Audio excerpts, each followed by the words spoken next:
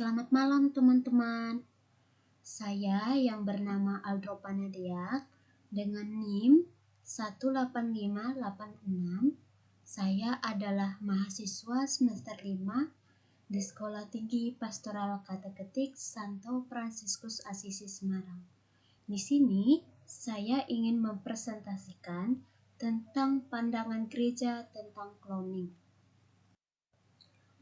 Pertama, latar belakang sejarah. Kemajuan dan perkembangan dalam pengetahuan terkait dalam prosedur biologi molekuler, genetika yang merupakan salah satu cabang dari biologi. Sejak lama ini, pembuahan memungkinkan untuk bereksperimen dan berhasil mencapai cloning tumbuhan dan hewan. Pada tahun 30-an dilakukan percobaan dalam menghasilkan individu yang identik atau sama dengan pemisahan kembar buatan. Prosedur secara tidak dapat disebut cloning. Pada tahun 1993, mereka mempublikasikan mengenai pemisahan kembar yang dilakukan pada embrio manusia dari 2, 4, dan 8 embrio di bidang zooteknikal.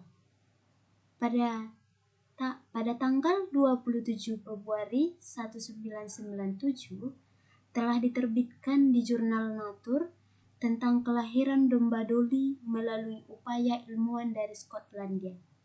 Pernyataan tersebut yang dikeluarkan oleh Komite Otoritas Nasional dan Internasional. Hal ini adalah sesuatu yang baru dan dianggap mengganggu. Hal baru ini ada 2 aspek. Yang pertama adalah bahwa ini bukan masalah pemisahan, tetapi inovasi radikal yang didefinisikan sebagai cloning, yaitu reproduksi aseksual dan agamis yang dimaksudkan untuk menghasilkan individu yang secara biologis identik dengan orang dewasa yang memberikan warisan genetik inti. Yang kedua, sampai saat ini, jenis cloning yang benar dan tepat ini dianggap tidak mungkin. Dalam mengatasi ketidakmungkinan ini, cara sekarang tampaknya terbuka untuk cloning semanusia yang dipahami sebagai replikasi dengan donor. Peristiwa tersebut telah menimbulkan kekhawatiran dan perlu menjamin kebebasan penelitian karena tidak mengutuk kemajuan, bahkan diprediksi bahwa Gereja Katolik suatu hari akan menerima cloning. Yang kedua, fakta biologis. Dalam aspek biologisnya, sebagai bentuk reproduksi buatan, cloning dicapai tanpa 2 gamet, oleh karena itu merupakan reproduksi aseksual dan agamis. Pembuahan disebut oleh fusi yang diambil dari sel somatik yang ingin dikloning atau sel somatik dengan oosit, yaitu sebuah oosit tidak memiliki genom ibu. Karena inti sel somatik mengandung seluruh warisan genetik kecuali ada kemungkinan perubahan identitas genetik dari donor inti. Dengan donor inilah yang menghasilkan replika somatik atau salinan dari donor sendiri pada individu baru. Dalam peristiwa Edinburgh terjadi 277 fusi, inti donor oosit hanya 8 yang berhasil. Dari 8 tersebut yang mulai berkembang sebagai embrio dan hanya 1 dari 8 embrio yang mencapai kelahiran anak domba yang disebut Dolly. Banyak keraguan dan pernyataan dari aspek percobaan tersebut.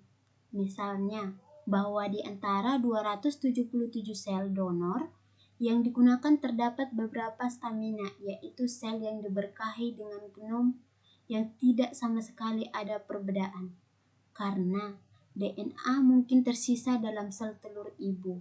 Namun demikian, peristiwa bentuk pembuahan buatan dikenal sampai saat ini dengan menggunakan 2 buah gamet. Dan perlu ditekankan bahwa perkembangan individu yang diperoleh dari cloning terlepas dari mutasi harus menghasilkan struktur tubuh yang sangat mirip dengan donor DNA.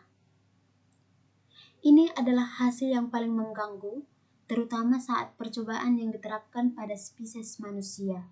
Namun perlu dicatat bahwa jika perluasan kloning ke spesies manusia dengan duplikasi struktur tubuh tidak selalu berarti orang yang identik secara sempurna yang dipahami dan realitas ontologis dan psikologinya. Jiwa spiritual yang merupakan konstituen penting dari setiap subjek milik spesies manusia dan diciptakan langsung oleh Tuhan. Tidak dapat dihasilkan oleh orang tua, diproduksi dengan pembuahan buatan atau cloning.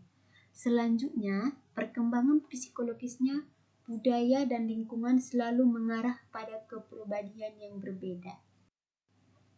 Ini adalah fakta yang terkenal bahkan di antara saudara kembar, yang kemiripannya tidak berarti identitas. Ini tidak terlepas dari roh yang merupakan sumber kepribadian yang mengarahkan pemikiran manusia tentang cloning pada imajinasi kasus hipotesis. Dengan menganggap kasus-kasus hipotetis ini sebagai fiksi ilmiah, bahwa proposal cloning dapat segera diajukan karena dianggap masuk akal atau penyayang. Yang ketiga, masalah etis yang terkait dengan klon manusia.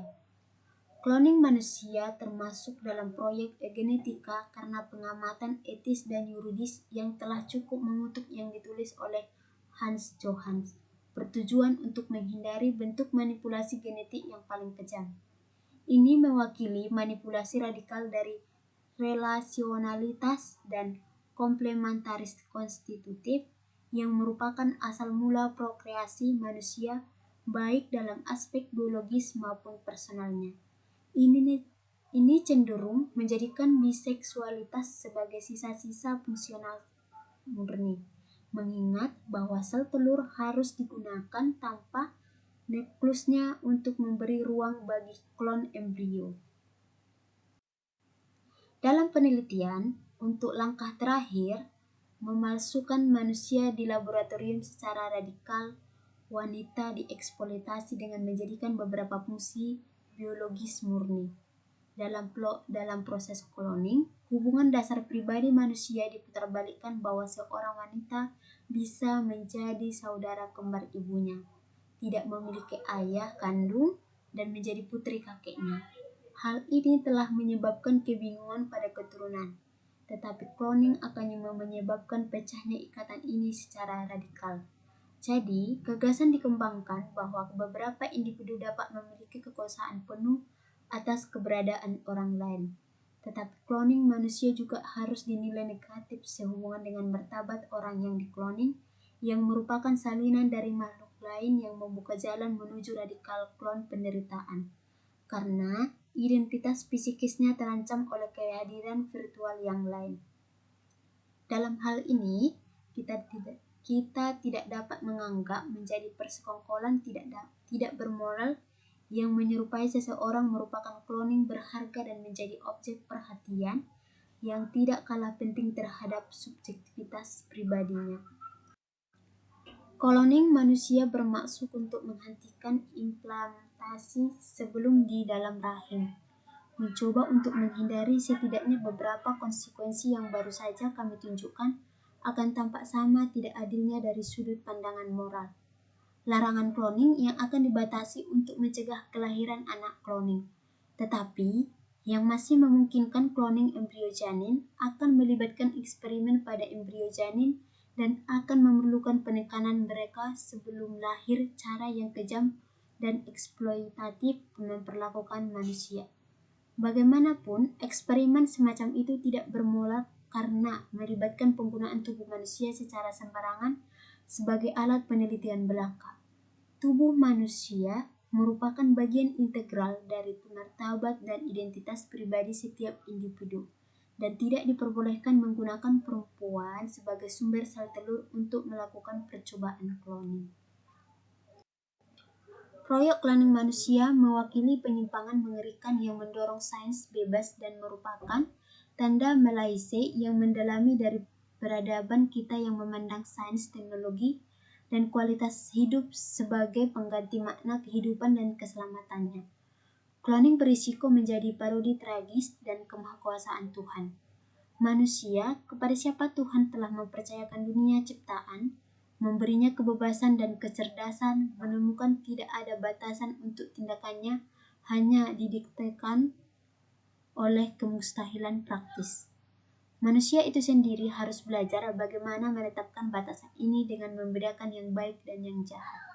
Sekali lagi, manusia diminta untuk memilih, adalah tanggung jawabnya untuk memutuskan apakah akan mengubah teknologi menjadi alat pembebasan atau menjadi budaknya dengan memperkenalkan bentuk-bentuk baru kekerasan dan penderitaan. Menghentikan proyek cloning manusia adalah kewajiban moral yang juga harus diterjemahkan ke dalam istilah budaya, sosial, dan legislatif. Kemajuan penelitian ilmiah tidak sama dengan kebangkitan despotisme keilmuan yang saat ini seolah-olah menggantikan ideologi lama. Dalam sistem yang demokratis dan pluralistik, jaminan pertama atas kebebasan setiap individu dibangun dengan menghormati tanpa syarat martabat di setiap fase kehidupan, terlepas dari kemampuan intelektual atau fisik yang dimiliki atau kurang. Dalam cloning manusia, kondisi yang diperlukan untuk masyarakat manapun mulai runtuh, yaitu memperlakukan manusia di mana saja sebagai tujuan, sebagai nilai, dan tidak pernah hanya sebagai sarana atau objek sederhana. Yang keempat, hak asasi manusia dan kebebasan penelitian. Pada tataran hak manusia, kemungkinan cloning manusia merupakan pelanggaran terhadap dua prinsip dasar yang mendasari semua hak asasi manusia, yaitu prinsip kesetaraan antara manusia dan prinsip non-diskriminasi. Bertentangan dengan apa yang mungkin tampak pada pandangan pertama, prinsip paritas dan kesetaraan di antara manusia dilanggar oleh kemungkinan bentuk dominasi manusia atas manusia ini, dan diskriminasi muncul melalui seluruh dimensi selektif eugenik yang melekat dengan logika cloning. Resolusi Parlemen Eropa pada tanggal 12 Maret 1997 secara tegas menyatakan pelanggaran terhadap kedua prinsip ini, dan secara tegas menghimbau larangan cloning manusia dan untuk nilai martabat pribadi manusia. Sejak tahun 1983, Parlemen Eropa dan semua undang-undang yang disahkan untuk melegalkan prokreasi buatan, bahkan yang paling primisif dan selalu melarang cloning manusia. Harus diingat bahwa magisterium gereja telah mengutuk kemungkinan cloning manusia, visi kembar dan parthenogenesis di tahun 1987, instruksi Donum Vitae. Alasan dasar untuk sifat tidak manusiawi dari kemungkinan cloning manusia bukanlah karena ini merupakan bentuk ekstrim dari prokreasi buatan dibandingkan dengan bentuk lain yang disetujui secara hukum seperti fertilasi in vitro dan lain-lain. Seperti yang telah kami katakan, alasan penolakannya adalah karena ia menyangkal martabat orang yang menjadi sasaran cloning dan martabat prokreasi manusia. Kebutuhan yang paling mendesak sekarang tampaknya adalah membangun kembali keselarasan antara tuntunan penelitian ilmiah dan nilai-nilai kemanusiaan yang sangat diperlukan. Ilmuwan tidak bisa menganggap penolakan moral cloning manusia sebagai penghinaan. Sebaliknya, larangan ini menghilangkan degenerasi demurgik penelitian dengan mengembalikan martabatnya. Martabat penelitian ilmiah terletak pada fakta bahwa ia adalah salah satu sumber daya terkaya untuk kesejahteraan umat manusia. Selain itu, terdapat untuk penelitian termasuk cloning di kerajaan tumbuhan dan hewan, di mana ia menjawab kebutuhan atau memberikan manfaat yang signifikan bagi manusia atau makhluk hidup lainnya, asalkan aturan untuk melindungi hewan itu sendiri dan kewajiban untuk menghormati keanekaragaman hayati spesies yang diamati.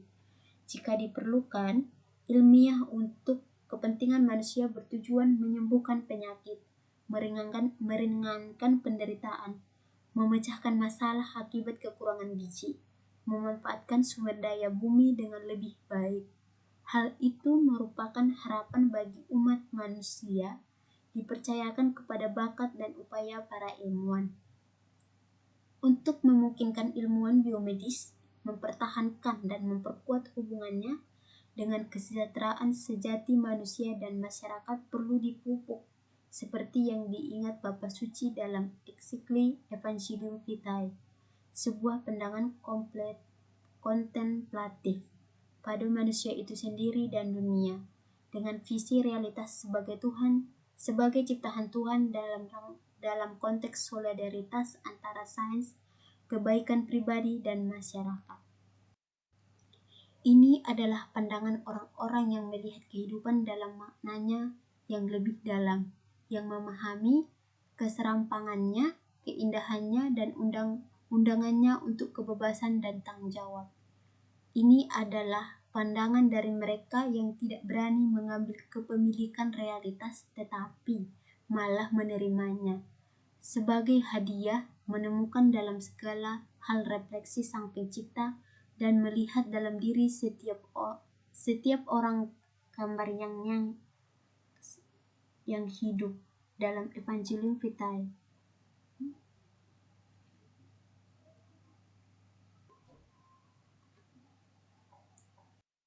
Sekian video presentasi saya mengucapkan terima kasih. Gimana?